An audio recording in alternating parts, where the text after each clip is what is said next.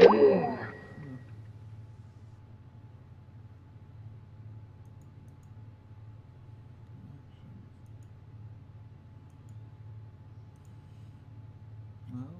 something's wrong with Skype.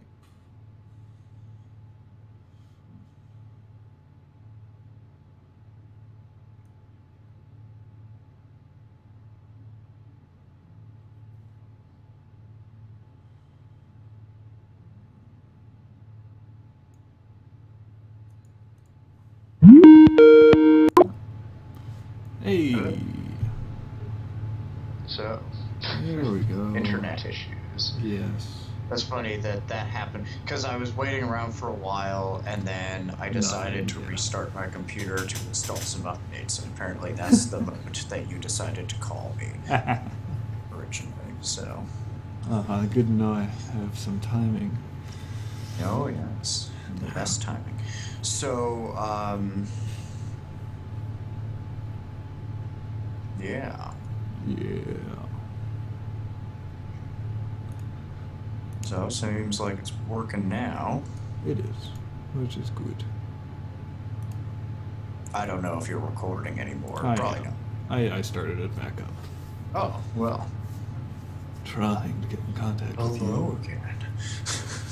And we can continue talking about The Witcher while it loads. Yeah. Well, basically, it's a fantastic game, and I think a lot of people just, from a gameplay perspective, are kind of turned off of the game because it has I'll say it has a very unique combat system, one which is not. It's not the way that we normally play games. It's not hack and slash. Yeah, it's not a hack and slash game. It's very much a rhythm timing based thing. And I actually really like the system, even though it's a bit clunky. Once you've played it for a little while, like you get into it, and the combos that you do, they look just awesome. They do. And as you upgrade your attacks and spend your skill points and stuff, the attacks evolve and look different and have new sequences to them. So you have a lot of visual progression during the game, so actually it doesn't really get that boring to look at, even though it's not like the most smooth gameplay experience. It works, and I don't know, it's fun. I enjoyed it quite a bit once I got into it.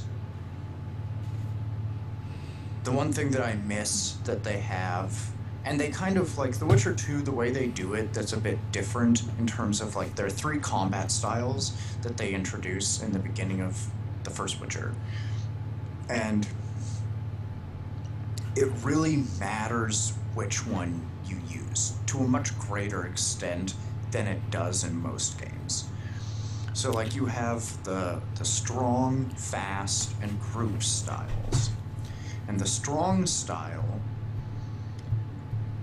is slow and heavy, very standard. Fast is quick, but not very damaging. And then group, obviously, is group.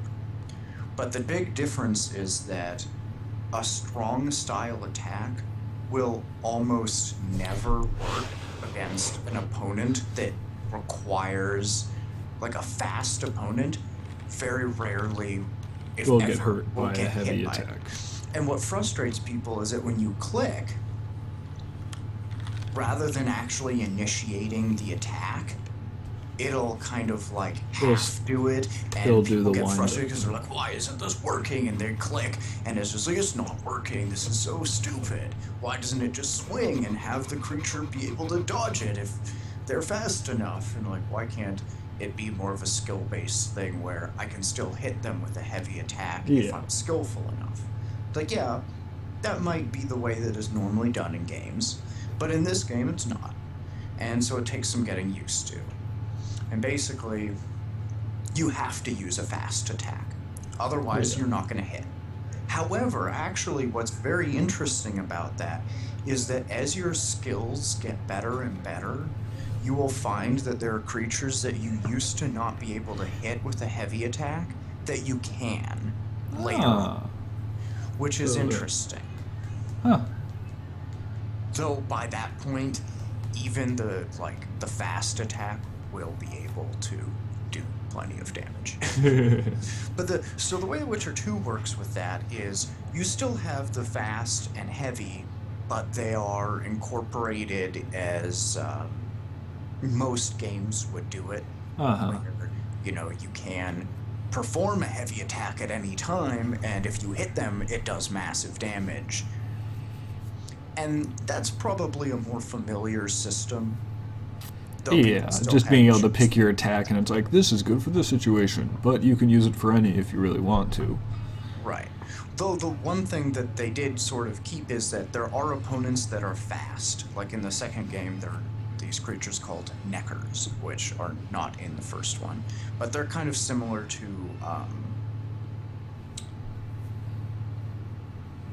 They're kind of like the land version of Drowners or the Drowned Dead, which are essentially like... I don't know. One of the first enemies that you meet. They're very weak, but they attack in packs, and they're like, They're the blob. yeah, I guess. As The far as MMO blobs. blob. It's like, here's the enemy, you fight. And go fight. I mean, they're just a very basic enemy. Like you fight plenty of groups of enemies that later on, in similar quantities, they're just stronger. They're Yeah. just like they're a fairly weak, common early monster that you fight. But in The Witcher 2, a lot of times the Neckers are so fast they actually do physically dodge your attacks. Your heavy attacks will not land because they will jump back and jump out of the way. Yeah. And that's really, I think, the system that they wanted to have, but I think what a lot of people don't really know or understand about the first Witcher is that they made it on what today would be considered a like indie game level budget. Yeah. And like their graphics engine that they used was, I'm pretty sure, free. Like, just like it's an open, I'm pretty sure, well, I know it's free now. I'm not sure if it was free at the time, but it was very cheap for them. It was essentially like, It was in their budget. Their very small budget.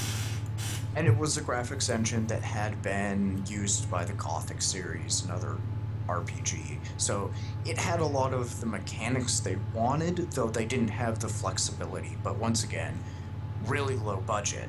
They Yeah. did it with just a couple $1 million, which for games is nothing. It's really, really small. Yeah. That's a tiny team of developers with very developed skills. Yeah.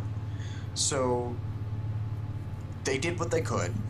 It's by no means a perfect game, especially from a gameplay perspective, but it works. It takes some getting used to, but it works. And if you can get past your initial annoyance at the combat system being basically different than anything else you've ever played, then it's fun. It's a lot of fun. And it's complex. Actually, I really enjoy the way that you level up in The Witcher, as opposed to The Witcher 2, which all I seem to talk about are the ways that I prefer the first Witcher, but I think it really was a superior game other than some minor like gameplay stuff. Yeah. You know, I mean, graphically, it's not anywhere close. The gameplay is definitely smoother in The Witcher 2. There's some. they there's some were definite appropriate advantages. changes. Yeah, they made good changes. They did, but there are a lot of reasons why The Witcher 1 has such a, I don't know, cult following, I guess, but just generally, there's a reason why it was a really successful game despite the flaws that it had. So, there's that. I don't know. The game should be done downloading by now, I hope. Although you had internet issues, so maybe it a hasn't little bit finished yet, longer. but... Yes, I think before I had been talking a little bit about the potion system.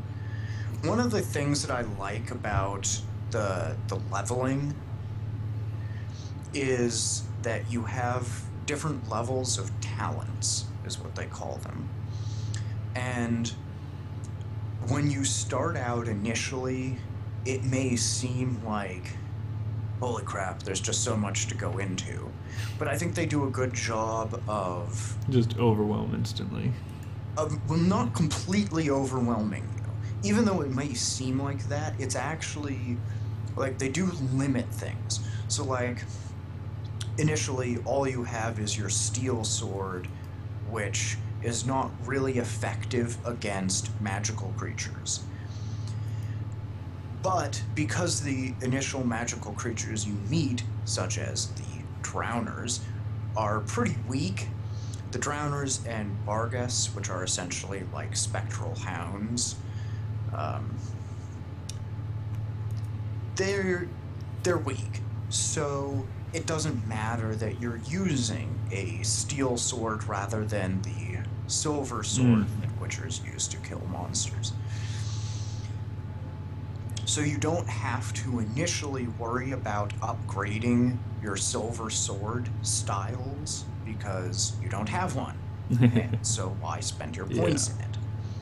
And they also don't give you all of the signs at once, all of the magical Yeah, signs. that's something that they did have progressed through the game. Yes, and while it is nice to have all of the different signs and be able to use them, it's, I think, pretty overwhelming to say, okay, here are 5 different signs, 2 different combat styles with 3 different areas to upgrade within each. Each has its fast, strong, and group style. And then knowing within each one of those what to upgrade, because you can upgrade the main attack itself by adding additional attacks to the sequence, which is, I think, the best way to go, because Combo. having longer combos that do just more damage is incredibly helpful.